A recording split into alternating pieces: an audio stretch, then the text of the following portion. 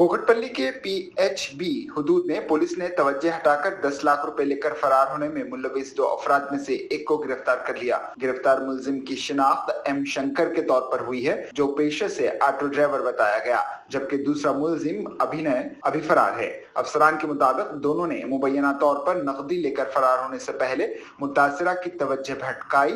तफ्तीश के दौरान पुलिस ने शंकर से जुर्म में इस्तेमाल शुदा ऑटो समेत 5,32,000 रुपए बरामद कर लिए। हुक्काम ने बताया कि मफरूर मुलजिम अभिनय का सुराग लगाने की कोशिशें जारी है। एसीबी कोकटपल्ली रवि किरण और DIK पीएचबी रवि कुमार ने मीडिया को केस की पेशरफ्त पर ब्रीफिंग दी और यकीन दिलाया कि फरार मुलजिम को बहुत जल्द गिरफ्तार कर लिया जाएगा। అంటే లేట్ నైట్ అన్నట్టు 7వ తారీఖు లేట్ నైట్ ఉత్తమ్ కుమార్ వర్మ అని చెప్పి వారి యొక్క 10 లక్షల రూపాయలు వారికి యాక్చువల్ వాళ్ళ ఫ్రెండ్ ఒకరు ప్లాట్ కొంటా అంటే డబ్బులు ఇవ్వడం జరిగింది. అయితే అదే రెస్టారెంట్ లో కూర్చొని తాగిన తర్వాత ఆ డబ్బులు తీసుకుని పోయే క్రమంలో అతని వెహికల్ ఒకటి యాక్సిడెంట్ చేయడం జరుగుతుంది. అక్కడ ఇద్దరు ఆటో చేజ్ చేస్తున్న వ్యక్తులు ఇతనితో పాటే కూర్చొని చేజ్ చేస్తున్న వ్యక్తులు అతనికి హెల్ప్ చేసినట్టు నటించి అతని దగ్గర నుంచి వెళ్ళి బ్యాగ్ ఒక క్యాష్ ఉన్న బ్యాగ్ ను తస్కరించడం జరుగుతుంది, అంటే థెఫ్ట్ చేయడం జరుగుతుంది అక్కడి నుంచి.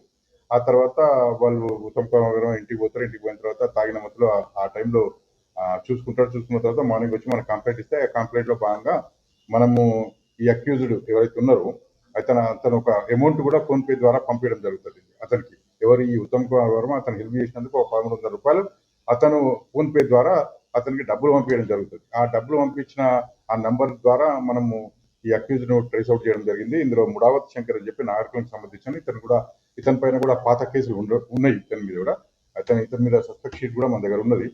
అల్వాల్ పోలీస్ స్టేషన్ లిమిట్స్ లో కానీ ఇంకే పోలీస్ స్టేషన్ లిమిట్స్ లో ముడావత్ శంకర్ మీద నెక్స్ట్ ఈ అక్యూజ్ మీద